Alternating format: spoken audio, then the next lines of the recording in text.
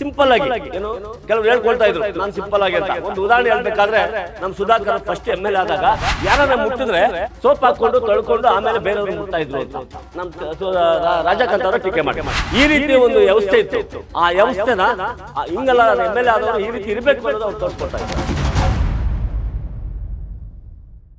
ನಮ್ಮ ಜನಪ್ರಿಯ ಶಾಸಕರು ಆದಂತ ಪ್ರದೀಪ್ ಈಶ್ವರ್ ಅವರು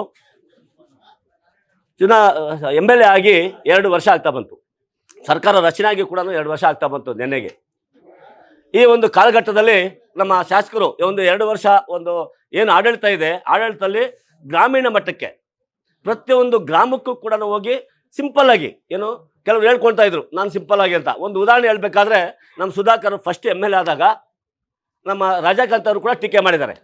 ಯಾರನ್ನ ಮುಟ್ಟಿದ್ರೆ ಸೋಪ್ ಹಾಕ್ಕೊಂಡು ತೊಳ್ಕೊಂಡು ಆಮೇಲೆ ಬೇರೆಯವರು ಮುಟ್ತಾ ಇದ್ರು ಅಂತ ನಮ್ಮ ರಾಜಕಾಂತ್ ಅವರು ಟೀಕೆ ಮಾಡಿದ್ರು. ಈ ರೀತಿ ಒಂದು ವ್ಯವಸ್ಥೆ ಇತ್ತು. ಆ ವ್ಯವಸ್ಥೆನ ಹಿಂಗೆಲ್ಲ MLA ಆದವರು ಈ ರೀತಿ ಇರಬೇಕು ಅನ್ನೋದು ಅವ್ರು ತೋರಿಸ್ಕೊಡ್ತಾ ಇದ್ದಾರೆ.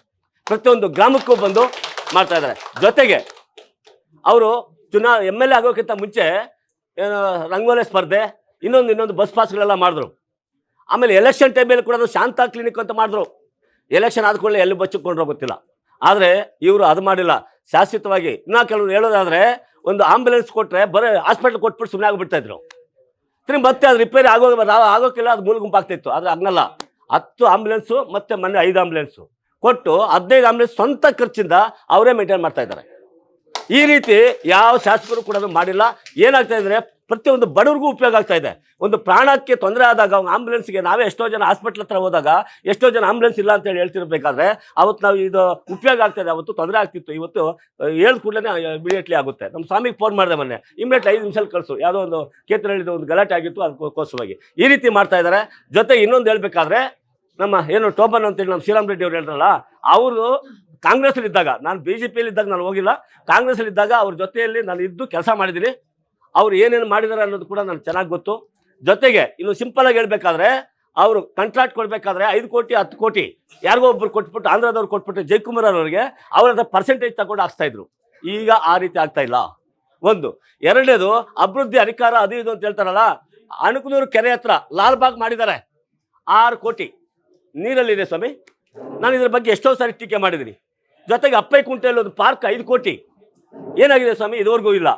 ಜೊತೆಗೆ ಕಂದವಾರ ಕೆರೆ ಹತ್ರ ಒಂದು ಏನು ಹೈಟೆಕ್ ಏನೋ ಪಾರ್ಕ್ ಮಾಡ್ತೀನಿ ಅಂದರು, ಇನ್ನು ಹಂಗೆ ಅವಶೇಷಗಳು ಹಂಗೆ ಇದೆ. ಈ ರೀತಿ ಅವ್ರು ಮಾಡಿರೋದು ತುಂಬ ಇದೆ. ಜೊತೆಗೆ 5 ಜನ ಬ್ಲಾಸ್ಟ್ ಆಗಿಬಿಟ್ಟು ಕ್ರೆಷರ್ದು ಸತ್ತೋದ್ರಲ್ಲ, ಯಾರು ಸಸ್ಪೆಂಡ್ ಮಾಡಿದ್ರು? ಪೊಲೀಸವ್ರ ಸಂಬಂಧ ಏನಿದೆ? ಈ ರೀತಿ ಜೊತೆಗೆ ಮಾಡಿ ಅವರೆಲ್ಲ ಏನು ಬೇಕು ಎಲ್ಲ ಮಾಡಿದ್ದಾರೆ. ಜೊತೆಗೆ ಇನ್ನೂ ಹೇಳೋದಾದ್ರೆ ಜಾಸ್ತಿ ಇದೆ, ಅದು ಬೇಡ. ಜೊತೆಗೆ ಈಗ ಚುನಾವಣೆ ಪೂರ್ವಭಾವಿ ಸಭೆಗಾಗಿ ಏನು ಮಾತಾಡ್ತಾ ಇದ್ದೀವಿ, ನಮ್ಮ ಶಾಸಕರು ಏನು ಸ್ತ್ರೀಶಕ್ತಿ ಇವ್ರಿಗಾಗ್ಬೋದು, ಮತ್ತು ಮಕ್ಕಳಿಗಾಗ್ಬೋದು, ಹೆಣ್ಣು ಮಕ್ಕಳಿಗೆ ಒಂದು ಅರ್ಶಿನ ಕುಂಕುಮ ಆಗ್ಬೋದು, ಈ ರೀತಿ ಅನೇಕ ಯೋಜನೆಗಳನ್ನು ಕಾರ್ಯಕ್ರಮಗಳನ್ನ ಮಾಡಿಕೊಂಡು ಅವ್ರು ಮಾಡ್ತಾ ಇದ್ದಾರೆ. ಇನ್ನೂ ಹೆಚ್ಚಿನ ಒಂದು ಕಾರ್ಯಕ್ರಮಗಳ ಜನಕ್ಕೆ ತಲುಪೋ ರೀತಿಯಲ್ಲಿ ಮಾಡಲಿ ಅಂತ ಹೇಳ್ತಾ